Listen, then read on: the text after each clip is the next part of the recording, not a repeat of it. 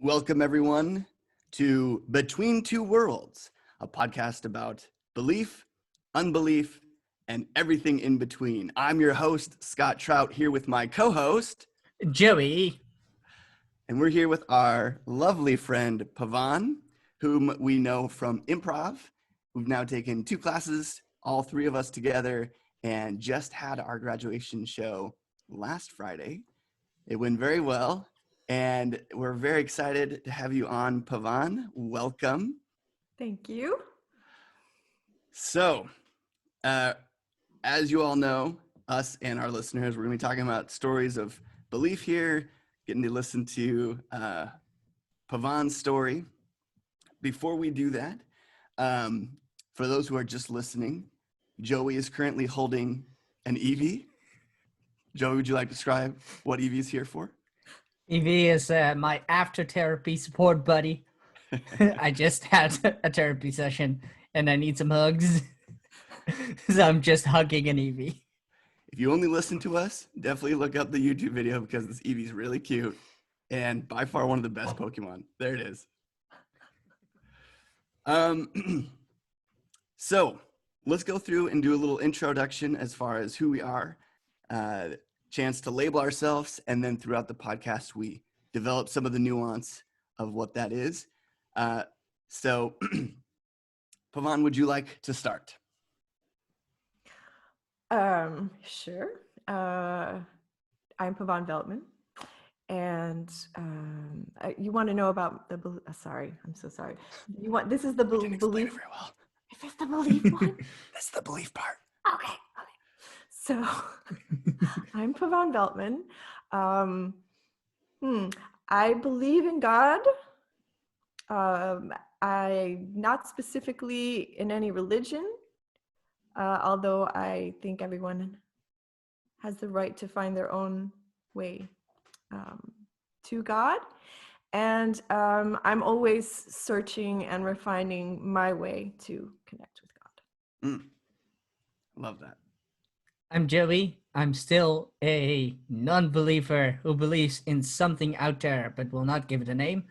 And apparently I'm going to be the best Pokemon trainer in the world. And I'm Scott. I'm a believer in the Christian faith who is trying to figure out what all of that actually means. And I think I was really confident at a young age. And now I'm like, what do I actually believe? Love that. Yeah, I came in, my intention was to learn something new from a good friend and to have my views expanded in some sort of way. Cool. And mine were to entertain and to enlighten and to hopefully reach someone who needs to hear something that any of us need to say. Love that. And now I have an intention for Alex to stay out of this room. Good luck with that. It's not going to happen.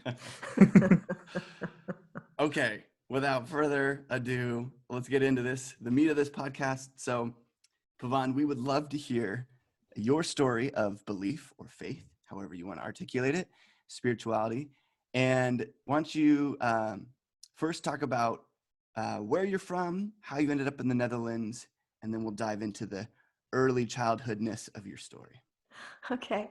I was born in Los Angeles, California, but moved around a lot growing up. And I ended up in the Netherlands because while on a horseback riding vacation in Ireland, I met a Dutchman and we fell madly in love. And very shortly thereafter, I moved to the Netherlands and we got married. Horseback riding, that is the key to romance. Apparently, it was 13 women and Brahm. And I won. That's amazing. Lucky Brahm, and way to go, Pavanne. That's awesome. It sounds like an episode of The Bachelor. No, totally right. Or there's that show with the vacation, vacation love or whatever. Yeah. Wow. Yeah. Okay, and then you've been living here. Oh my Lord. I actually lose track of how long, but I think I've been living here like 23 years. So this is home. Must be, yeah, 24 years. That is so it's funny. It's sort of like I'm too Dutch now to ever kind of go back to the States. But on the other hand, I'm still like, oh, stupid Dutch people. So it's like I'm like between two worlds. I still just never really, yeah. Which I love. Thanks for the shout out to the title of our podcast. I love that. And that's totally the idea of this podcast is I feel like everyone feels in some sort of part of who they are between two worlds. So that's so cool. And okay, so 23 years and you've got 2 kids and you've raised them here in the Netherlands. Yes. Yeah.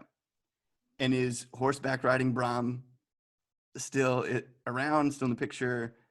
Did he move on to... Oh no, Pavanne's still there. Oh no. Today is not going to be the podcast day. It's the worst. We're experiencing some technical difficulties. I will pause for a second. Back. We're not paused anymore. Okay, you back, Pavanne? Yes. So, so I was just wondering about Bram. What's the rest of the story there? Well, we gave it a good go. We were married for 13 years, and but we then decided to go our separate ways. Horseback riding, great intro, but maybe not meant to last. It's a good story. I love it. Okay, so start to unpack your story for us, of your story of faith, your story of belief, and take us to the beginning, wherever that is for you. Okay. Well, let's see. I was baptized in the Serbian Orthodox church. But very rarely have I lived anywhere where they actually had such a church. So, ended up really more in Catholic schools. And as a child, I didn't question any of it. I loved reading. I really loved reading like the children's Bible, and the stories were great. And I never questioned the fact that there was a God and as I got older, I started to question a lot of it, because when we moved to Chicago, they're really quite, my school was taken over by Opus Dei, who are really quite extreme in their, I like to say they're more Catholic than the Pope.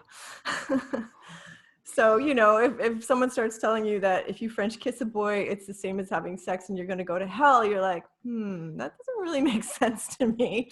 So then I started questioning a lot of it. And at one point I was so fed up with everything, and I had read about the Crusades and all these things. And I was like, okay, this is not cool. You are not good like you say you are. And they were very, everyone who's not Catholic is going to go to hell. And I was like, no, that does not make sense to me.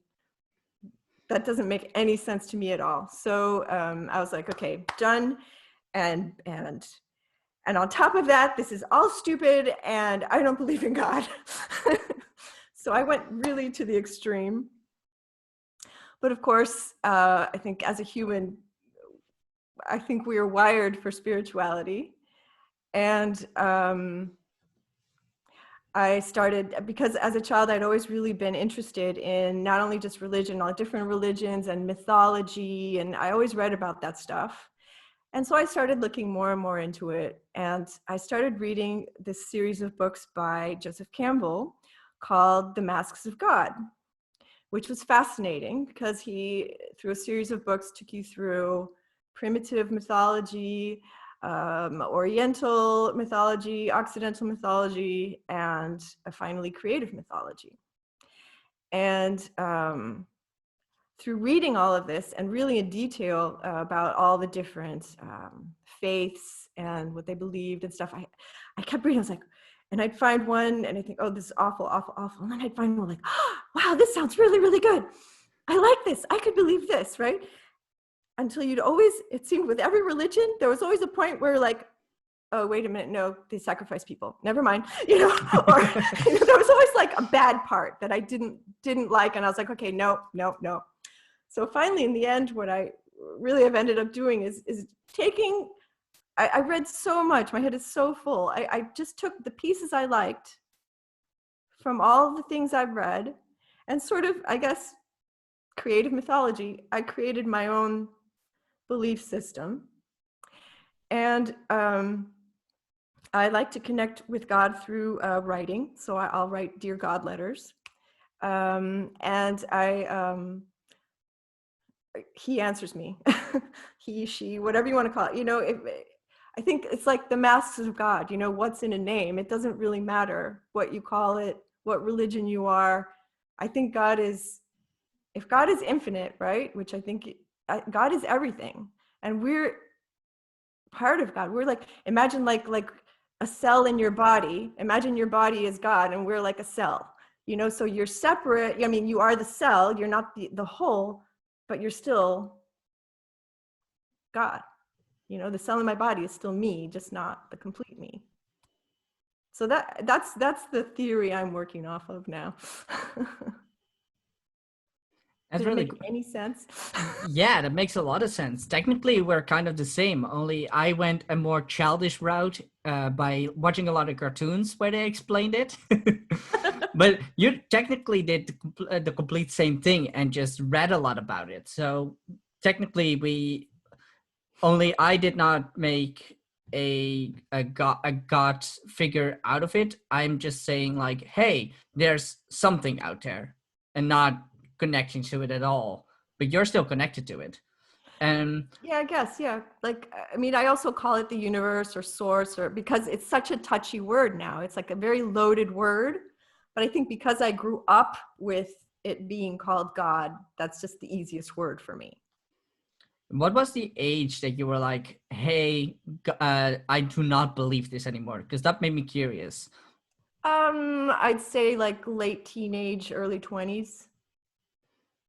All right. That's actually quite late. I would say like normally you hear people like at the age of 12, 13, like in the 20s is interesting. Well, I did like, I'm a very independent, out of the box thinker, but I also don't like conflict. So I will think what I want to think and play along.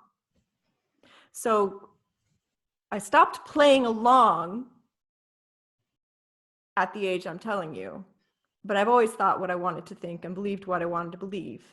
And that's also what I really strongly feel, is that everybody has the right to believe what they want to believe, whatever comforts them, whatever makes them feel whole. You have that right. And what I don't appreciate in some religions is that they try to force their beliefs on others. And that has always really been my main problem with religion.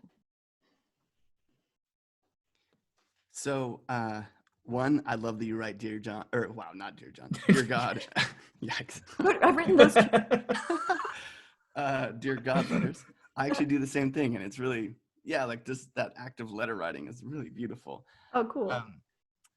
So what continued after your 20s? How did, was it still kind of like gathering information, or did you really start to hone in on a path? And then how did your beliefs start to inform your actions? That's also what I'm curious about. Well, I mean, I'm pretty old. I'm 55, so it's kind of a long journey. But what happened was really that I no longer considered myself to be part of an organized religion. And so I then was left to find my own way of connecting with God, spirit, universe, source, which I eventually ended up doing through the letter writing. There was a period where I really didn't do that much. And if I needed, it was always like, okay, if I'm in trouble, you pray, dear God, help me. And I'd pray, even though I wasn't Catholic anymore, lots of rosary praying going on, especially if I was like scared in the middle of the night. Help me, save me. But yeah, and then yeah, I started writing those letters. I started meditating. There are still periods. I think that's true of most of us, that, you know, God is sort of on the back burner until you're in trouble. And then you're like, excuse me, help, I'll never leave again. You know? For real. But that, I think my challenge is because I'm always searching for a way to connect, to get what I want, or, you know, to get help, or and once in a while you start to think, because you know, we really have no way of knowing. Nobody really knows. So if anyone ever says, I know, you know, don't believe that. They're wrong. We have no way of knowing. So you can only go on that gut feeling inside of what's my best way of connecting to that energy. So sometimes I'll have a crisis, you know, and I'll think, oh no, this can't, you know, because I don't know. Oh, is this really true? Am I crazy? Am I putting all my faith, or, you know, in something that doesn't exist? And then you start feeling stupid. But when I really look at it, I look at the many, many times when it's been so obvious that I've had an answer, like in your face, like, especially like writing those letters. If I write a question, sometimes I get an answer within 5 minutes. Sometimes I get an answer. The longest I've ever waited for an answer is like 2 days. And it's always like in your face, no doubt about it. That's your answer. I couldn't have made it up, you know? So it's there. It's there. I can't prove it. None of us can prove it. But I feel that life is far less rich if you ignore it, if you choose to ignore it.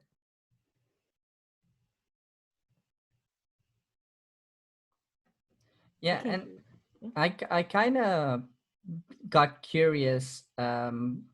So are there still things that you hold on to as part of the Christian culture? So for example, because it's been a long time ago for you, say in your 20s, were there things that you were like, oh, because I'm still religious or I still believe in God, I cannot do this? For example, we talked about sexuality and exploring things in bars, where you're like holding back on certain things because of still believing, or were you letting that go a little bit more? What we really want to know is, have you French kissed before? I'm just kidding. All right. Well, it's funny that you asked that. I think that growing up Catholic certainly formed my sense of, you know, what my morality is. And I believe a lot of it still, you know, don't kill people and that kind of thing. But where they started to deviate from the 10 Commandments and started making up all these other rules, that I think those came from people. They came from men, and they came from more than 1,000 years ago. So I think that that's something that should kind of have evolved with the times, but didn't. So for example, you know, I really never thought it was a sin to French kiss a boy. I didn't necessarily, or don't think it's a sin to have sex when you're not married. But because I grew up with this morality, for one thing, I'd feel guilty. But for another thing, I had a rule. And I was like, okay, it's okay if I want to have sex, but I have to be in love. So that was my, you know, I couldn't just like go around just fucking everybody. Excuse my language. You know, it had to mean something. It had to be a real connection. And I thought if you're in love with the person, then it's not a sin. It's okay. Even though there was still that background, you're going to go to hell, it's wrong, it's a sin. Which took me many, many years to turn off. And I don't know if it's even still really turned off. That was very ingrained. But yeah, certainly, it's certainly, and I think that's actually a useful part of religions, you know, maybe not the really extreme stuff, but you know, to put that sort of sense of right and wrong into people. I don't know how else they would really learn it. I don't know. Yeah, that's actually an interesting thought. Yeah, morality. Would we learn it without guides or even systems in place or religions? And so I'm curious about your concept of God. How would you describe it, him, her? Kind of like, how's that been formed? It's I can't tell you exactly how I came to this conclusion because my mind's always working and always trying to solve problems. But my current working theory is that God is everything, you know, so everything, the universe, it's all made out of energy, right? God is that energy. And that energy, I believe, is conscious. I don't think it's just whatever, electricity. I think it has a consciousness. I think that it's expressing itself and also learning about itself, learning about everything through being everything. So I think to God, maybe there isn't even really good or bad, or, you know, good and evil, because God wants to experience what everything is like. And really, you can't even know something is good if you haven't seen its opposite, right? So that's why, like, I always think, you know, people are like, oh, there's all this bad in the world, there must not be a God. You know, would you know what light was if there was no dark? And my other theory, I was actually thinking about that this morning. I don't know why I knew you were going to ask me this. I think the reason, I think good always prevails. And perhaps that is because God is everything. So God is also us experiencing that, like, ooh, bad, that doesn't feel good. I don't like that. So that's why good always prevails, because there's always going to be a bigger part of God that's like, ooh, God, that's kind of, I don't like that. I've tried it, been there, done it, don't like it. Oh, interesting. So you feel like God, okay, so God he's within us, consciousness within us, and We're in God. Yeah, and us in him, we're like in it all together. And so it's less of him revealing good and bad to us, but more like we are all We're within. revealing it to him. Oh, interesting. Or it, or whatever you want to call it. Let's just say him because I grew up with a him. Yeah. And it sounds very rude. Oh, interesting. It is technically a killer clown. That too. We don't want I that. don't know, it just seems disrespectful. I don't know. Yeah, why is the he sound more personal or something? Or she. Yeah, like what do you just use he because that's what you always used, or is there a Because certain reason? because it refers to an inanimate object, and I don't think God is anything but an inanimate object. And I also think in most like shows or whatever, a god is always the older man with the big white beard and.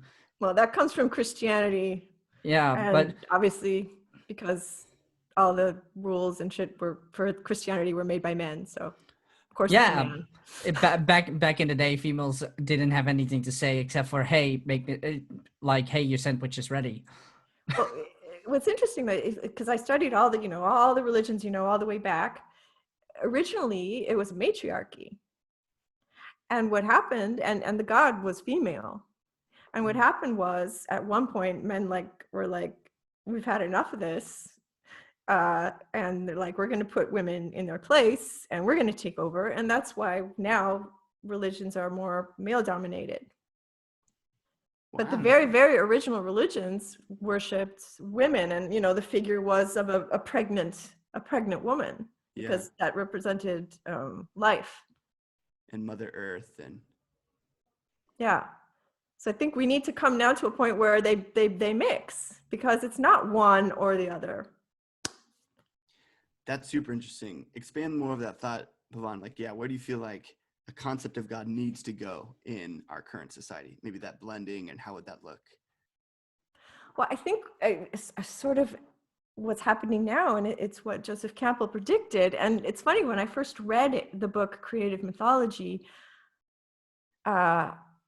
it was it hadn't really taken off yet. Like that whole, it was sort of starting that, what is it, New Age, which I still think like, it's, but that's what's happening now.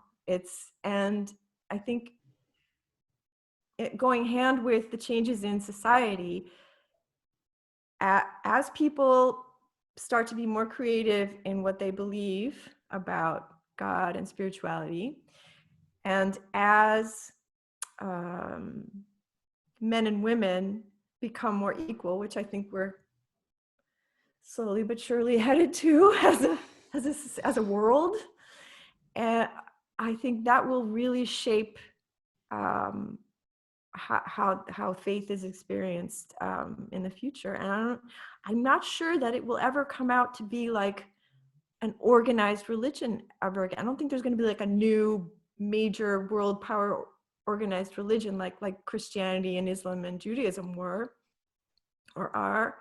I think it's going to be more, what is your individual relationship with source, with God, with spirit?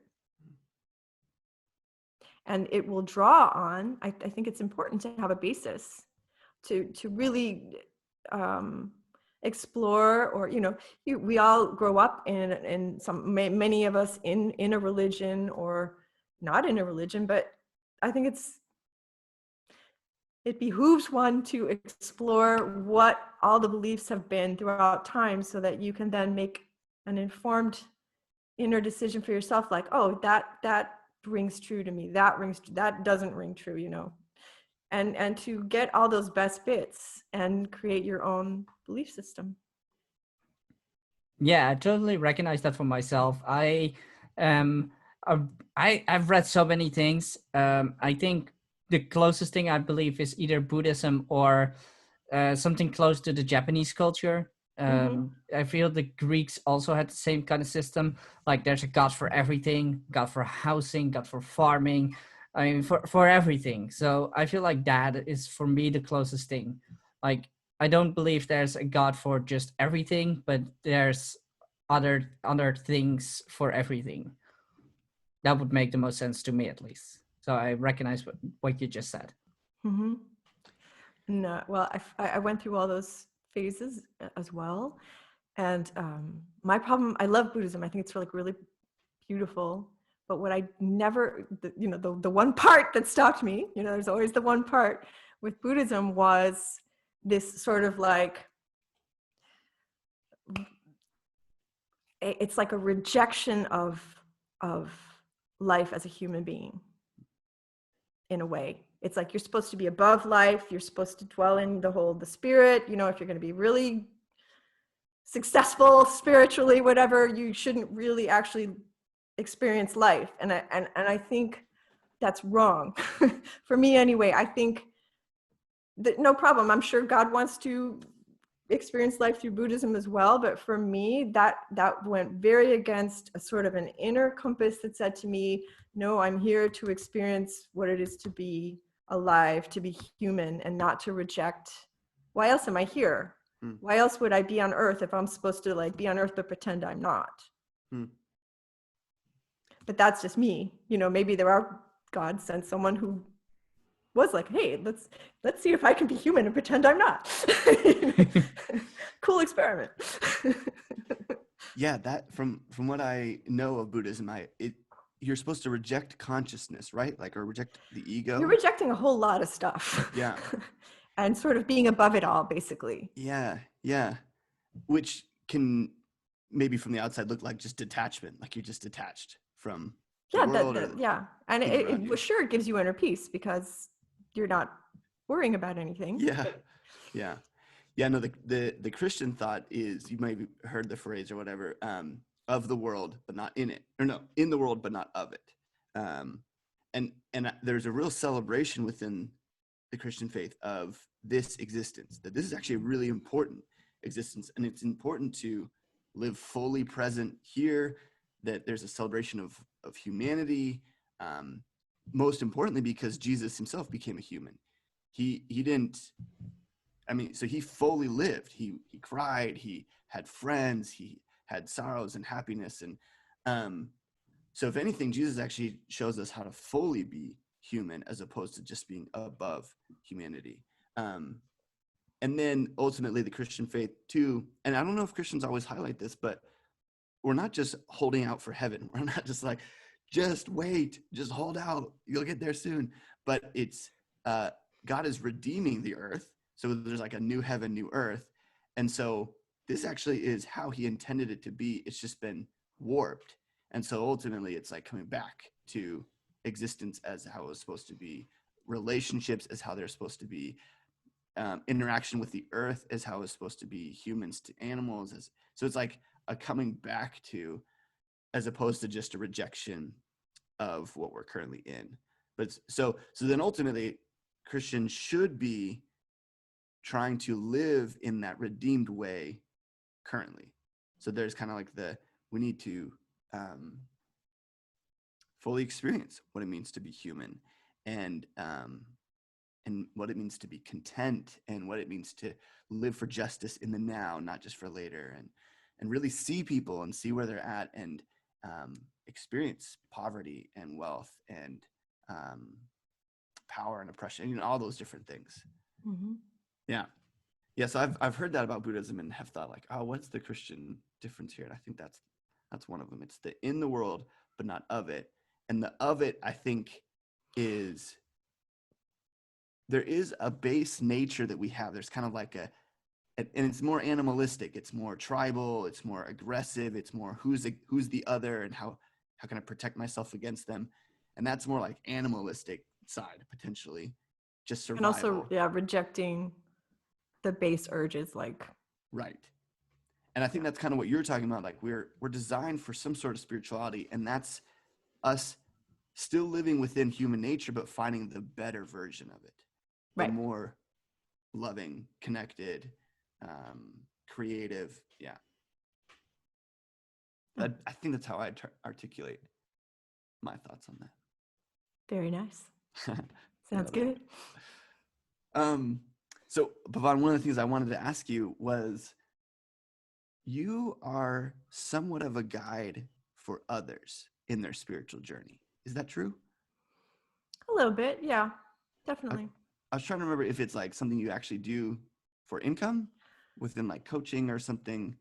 I do coaching. I started out with a detox program, and but when I did that myself, which is how I figured out how to do it, it didn't just change my body. It opened up pretty much everything for me, because it gave me back my power, and I felt like myself again. And then a lot of things started happening, and my life started transforming. And so I do help people. I think one of my gifts from God is that I'm able to look at a person, talk to a person, and I can immediately see who they are and what they need. So like if somebody would come to me and say that there's a goal that they have, I can see what's blocking them, and what they could do to achieve that goal, for example. Mm-hmm. Yeah.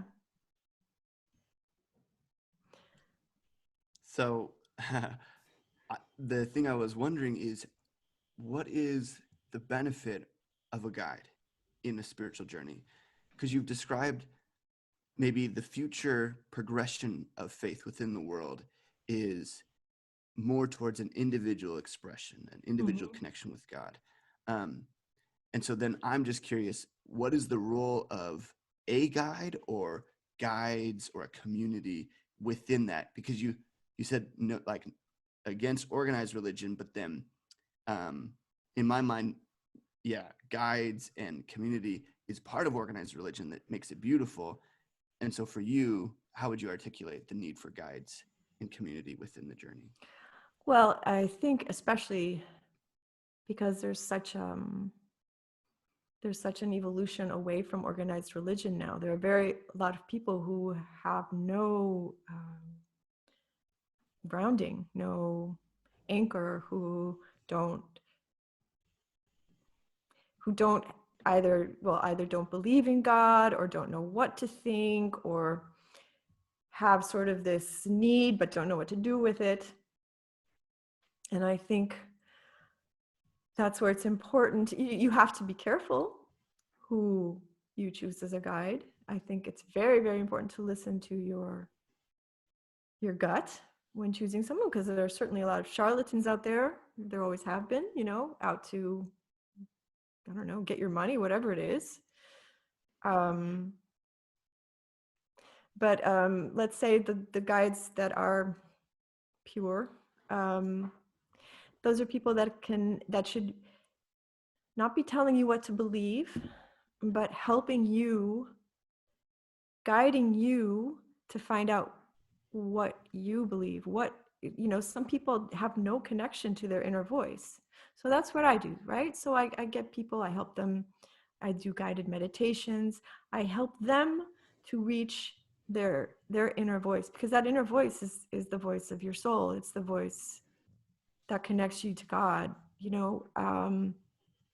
so I that's what I do. I help people to hear their inner voice and connect to God, and through that get the answers, get the help they need, the energy,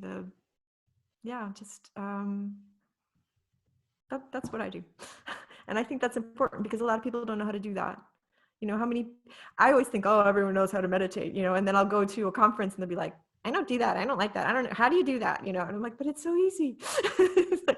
So I think it is important because people aren't in organized religions that much anymore. So prayer is like another word. It's like the God word, it's like, what is that? I don't pray. Okay, well, meditating is kind of the same thing, but it's got another word for it, Does that answer your question? Scott's like, he wants to ask so many more questions. He's definitely like, I want to go. But we're kind of nearing the end of the episode, so we're going to shoot one last question, and I also really love to ask this question of all our guests. What is your final message if today is your last day? Today was my last day? Yeah, what's your final message to the world? That can either, you can decide whatever that can be. It can be funny, it can be a lesson you want to give to the next generation, whatever you feel like is up, whatever you feel like is good. Okay. My advice to the world and to humans is always ask yourself this: am I leaving the world a better place than it was when I entered it? That's a great one. Yeah, I love that. I love that. Okay. Well, we'll wrap up this part of the podcast now, take a break, and then have our part 2, discuss some more things that came up. Pavanne, thank you so much for being with us. Thank you. Part 1, hearing your story. Stick around for part 2 as we jump into more topics that we've brought up. And so far, you've been listening to Between Two Worlds, podcast about belief, unbelief, and everything in between. Thanks for listening. Bye. Bye. Hey guys, thanks for watching. Let us know what you thought of this video. Also, subscribe to our YouTube channel, or turn on notifications, or check out our Patreon page, or our social media, or do all of them. We're a podcast, so wherever you get your podcasts, give us a listen, whether you're doing the dishes or pooping or walking the dog. We'd love to be there with you. Finally, if you like this video, check out these videos.